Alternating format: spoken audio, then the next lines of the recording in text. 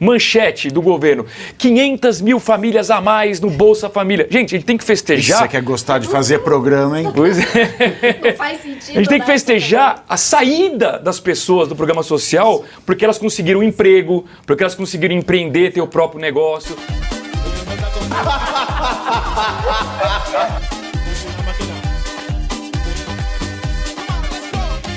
Vamos falar do editorial do Estado de São Paulo, que ele ficou meio bipolar, o jornal O Estado de São Paulo, cabe dizer.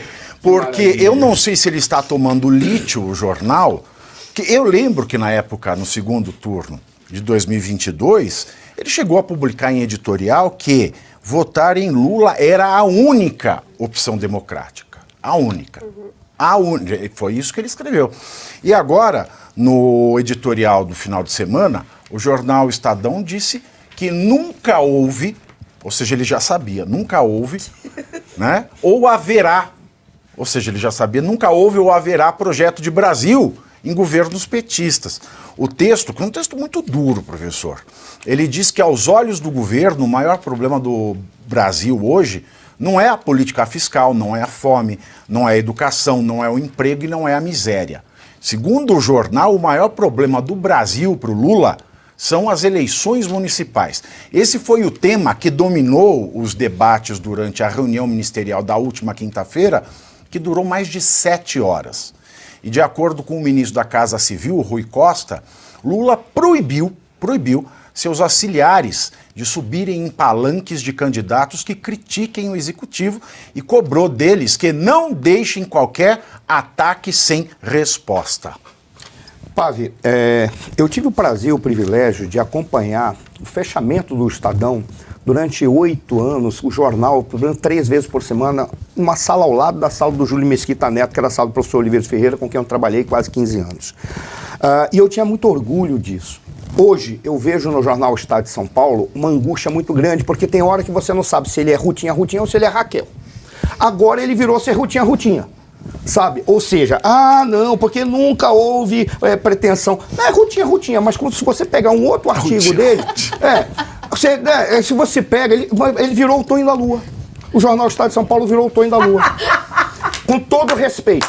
Com todo respeito. E olha que falo, dói no meu coração, porque eu amava o Estado de São Paulo. Eu também. Eu só lia aquele toletão de domingo.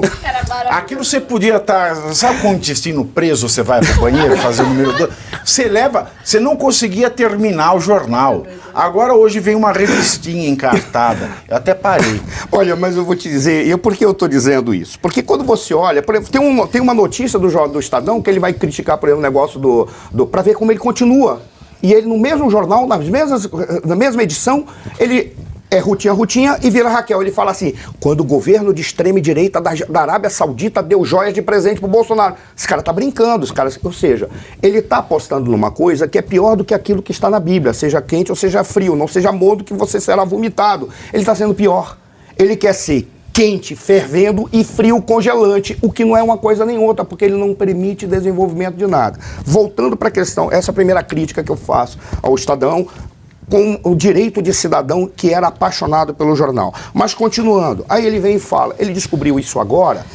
Eu tive a oportunidade de participar de um debate em 2002, pouco antes das eleições, em 2001, pouco antes das eleições que colocou o Lula na presidência da República. Foi 2002, exatamente. Pouco antes das eleições colocou o Lula na presidência da República e eu analisei o programa de governo do Lula.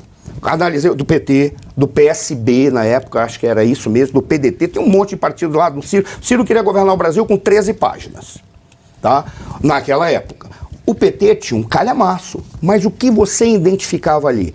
O que eles chamavam de projeto de Brasil era um projeto de estabelecimento do socialismo no Brasil, fazendo alguma reverência ao Fernando Henrique Cardoso, porque eles estavam muito bem acordados com o Fernando Henrique Cardoso, que tinha produzido uma moeda. Ele fechou com o Fernando Henrique Cardoso que não ia mudar a política econômica durante uns 2 anos, 3 anos, pelo menos. Por isso criava uma sensação de que haveria uma lógica de capitalismo, que não foi dado nem pelo Fernando Henrique Cardoso, foi dado por um cara chamado Antônio Carlos Magalhães, que alguns brincavam e chamavam de Toninho Malvadeza. Foi esse cara que definiu. Aqui a gente vai tentar ser capitalista. Por isso que Fernando Henrique Cardoso caiu para lá.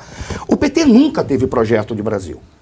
E nessa governança agora, nesse governo agora, pior ainda, porque ele não fez uma coalizão para derrotar o Bolsonaro. Ele fez uma coligação. Uma coalizão, coisas diferentes, se juntam para produzir um projeto coletivo que tem início, meio e fim, diz aonde quer chegar, e todos renunciam a pretensões individuais para o projeto coletivo da coalizão. Coligação é pessoas diferentes se juntam para espancar alguém. Depois a pessoa está espancada, cada um segue a sua vida, a gente vê como é que a gente divide o espólio, porque é o que estão fazendo agora no Brasil. É projeto de linchamento, né? É um projeto de linchamento. Lincharam o Bolsonaro e agora estão tentando dividir o espólio dessa guerra primitiva que foi feita, que estão destruindo o Brasil junto. Aí vem o Estadão Então não é programa de governo, é governo de programa. Exato, é isso mesmo.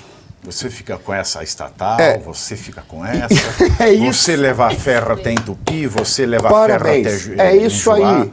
Eles estão fazendo tocando o horror. E nesse momento, Rutinha do Estadão, eles conseguiram ter a nobreza de falar uma verdade para o povo. Porque queira ou não queira, o Estadão pode não ser o diário oficial da União, tá?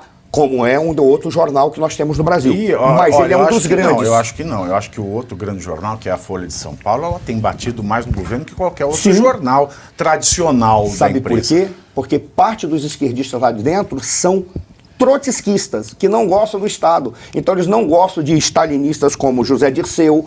O Lula não é nada. O Lula, se fala que o vice-presidente, o Geraldo San, é uma planária, o Lula ainda está num processo evolutivo para chegar numa planária, porque o Lula é apenas um frontispício de uma loucura que colocaram no Brasil. Com todo respeito. Mas aí você pega e vê, a Folha é mais fácil de querer bater.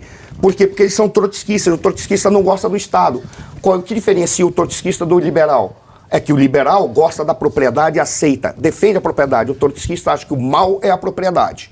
Então ele acaba sendo marxista porque ele detesta a propriedade. E ele quer o Marx na extremidade lógica. Acabar na porrada com as diferenças de classe para implantar o socialismo. Detesta tanto a propriedade que nunca nada é dele. É sempre de um amigo dele. É, exatamente. Né? É isso aí, é isso mesmo. Agora, Pavinato, como é que o governo, além de não ter projeto, e como a Dani bem falou, aparelhou toda a máquina pública, como é que o governo dá migalhas para a população? Fica criando programas sociais. E o pior, festeja o crescimento do programa social. Então agora em julho, manchete do governo, 500 mil famílias a mais no Bolsa Família. Gente, a gente tem que festejar... Você quer gostar de fazer programa, hein? Pois é. Não faz sentido. A gente tem que festejar a saída das pessoas do programa social porque elas conseguiram emprego, porque elas conseguiram empreender, ter o próprio negócio, porque elas puderam bater no peito e falar, eu não preciso mais do Estado me dando esmola. Então assim, se o governo festeja o crescimento do programa social, a gente está definitivamente no caminho errado. E você sabe que é unânime dentro das teorias de política social, de política pública, Unânime ou umamini? Umaminidade. O governo da umaminidade. Ou do meme, né? Ou do meme. Eu gosto mais do meme ou deixo. E você sabe que ainda dentro dos teóricos que são mais à esquerda, todos eles falam a mesma coisa.